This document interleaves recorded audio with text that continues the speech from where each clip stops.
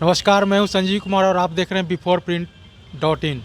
बिहार में जिस तरह से शराबबंदी को लेकर या भ्रष्टाचार जो है लूट का मामला है या किसान बिल को लेकर के, आज हमारे साथ हैं पूर्व मंत्री श्याम रजक जी। इनसे जानते हैं कि जिस तरह से बिहार में भ्रष्टाचार अपने चरम पे है, आज आप देख सकते हैं कि एक सृजन घोटाला का भी बहुत बड़ा मामला सामने आया है, जो अभी जांच का आदेश दिया गया है, एफआईआर का भी आदेश दिया गया है। तो जिस तरह से शराब और जो भ्रष्टाचार है, लूट अपराध जो बढ़ते जा रहा है, इसके बारे में क्या कहते हैं जी? पहले तो बिफोरप्रिंट में आपका स्वागत है। धन्यवाद जी, बताएं। शराबबंदी पर जो आप सवाल कर रहे हैं, तो शराबबंदी का तो हम लोगों ने पूर्ण रूप से समर्थन किया था और संकल्प भी लिया था, शपथ भी खाया था, लेकिन इसलिए नहीं कि सिर्फ शराबबंदी कागजी पर हो। कोई पदाधिकारी नापे नहीं गए, किसी पर कार्रवाई नहीं हुआ, कोई थानेदार पर कोई कार्रवाई नहीं हुआ, तो ऐसी शराबबंदी का क्या मतलब? शराबबंदी सिर्फ आप अपने चेहरे को चमका करके नकली गांधी बनना चाहते हैं। गांधी ने अगर कहा था तो उस पर अड़े भी थे, लेकिन आप तो नकली गांधी का रूप है, स्टेफनी बाबू हैं। आप तो कोई चीज़ को करते नहीं हैं, सिर्फ कहते हैं, घोषणा करते हैं। तो घोषणा करने से शराबबंदी का कोई औचित्य नहीं है। जिस तरह से अभी एक जो कल खुलासा हुआ है कि जो सृजन घोटाला को लेकर के बहुत सामने उजागर हुआ है। चूँकि ये मामला पहले से उजागर था, लेकिन चुनाव की वजह से ये दब गया था, लेकिन अब इस पे एफआईआर दर्ज किया जा रहा है। इसके बारे में एफआईआर किस पर दर्ज हो रहा है? सृजन घोटाले के कौन लोग हैं? कौन लोग हैं बताइए? सृजन घोटाला किनके समय में हुआ? कौन लोग हैं दोषी? उन लोगों पर क्यों नहीं कार्रवाई होती है? सीधे सीधे सरकार दोषी है, उन पर भी केस होना चाहिए, और बिना उनके पर केस किए हुए कोई इस पर कार्रवाई नहीं हो सकती। आप छोटे मोटे मछली को आप पकड़ रहे हैं, आज जो बड़ा मगरमच्छ है उसको आप छोड़ रहे हैं, तो ये कोई माने नहीं रखता है। सृजन घोटाला एक बड़ा घोटाला हुआ। ये जनता की पैसा का पूरे रूप से दुरुपयोग हुआ, उसका लूट हुआ।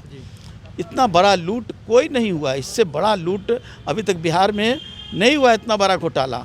और इस घोटाला के तो जनक रहे हैं सरकार, और सरकार के जो मुखिया हैं वो इससे बच नहीं सकते हैं, इसलिए उनको भी उसमें सम्मिलित करना चाहिए जांच में।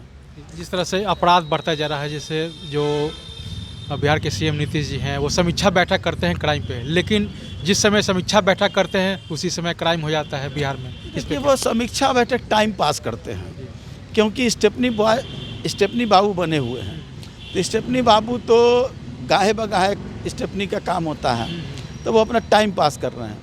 अपराध को अगर कंट्रोल करना है तो उनको नीचे से ऊपर तक की समीक्षा करनी चाहिए और सारे चीज़ को देखना चाहिए, और जो कहें कि अगर कहीं भी अपराध घटेगा तो वहाँ के लोगों को नापा जाएगा, उस पर कार्रवाई की जाएगी। लेकिन आपने कुछ कार्रवाई कर नहीं रहे हैं। जब कार्रवाई नहीं कर रहे हैं तो आप जैसे लोगों का अपराध पर कंट्रोल नहीं हो सकता है। तो अपराध पर अगर कंट्रोल करना है तो सबसे पहले अपने आप को जो कहते हैं उस पर अड़िए, कथनी और करनी में अंतर नहीं हो, उसमें मेल रहे। एक और अभी एक खबर आई रही कि जो संत राम सिंह जो है, जो संत राम सिंह जो उन्होंने आत्महत्या कर लिया है, जो किसान बिल के जो किसानों के समर्थक में थे, तो वो इतने आहत हुए कि मतलब जो केंद्र सरकार है उनसे इतने आहत हुए जो किसानों को लेकर के कि उनको आत्महत्या करना पड़ा। संत राम सिंह की मृत्यु पर हम सब बहुत दुखी हैं, और किसान आंदोलन का रूप अब विराट लेने जा रहा है।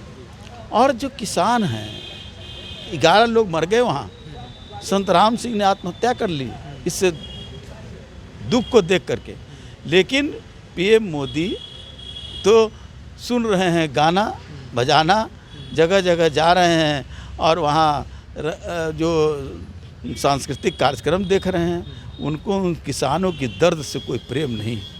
इसलिए किसान ने जो कहा है कि तीनों बिल वापस लिया जाए, उस पर सरकार को मानना चाहिए, और उसको तीनों बिल वापस ले करके और किसानों के साथ बात कर करके और नया एमएसपी का मामला हो, एसएमई का मामला हो, इस सारे मामले में उनको कानून अलग से बनाना चाहिए। क्योंकि अब अडानी अंबानी के लिए कानून बने कि इस देश की 130 करोड़ जनता के लिए कानून बने, वो अडानी अंबानी को खुश करने के लिए कानून बना रहे हैं। 130 करोड़ जनता बाहर में जाए उससे उनको मतलब नहीं है। और यही है किसान आंदोलन का कारण कि किसान आंदोलन शुरू हो गया है, ये रुकने वाली नहीं है।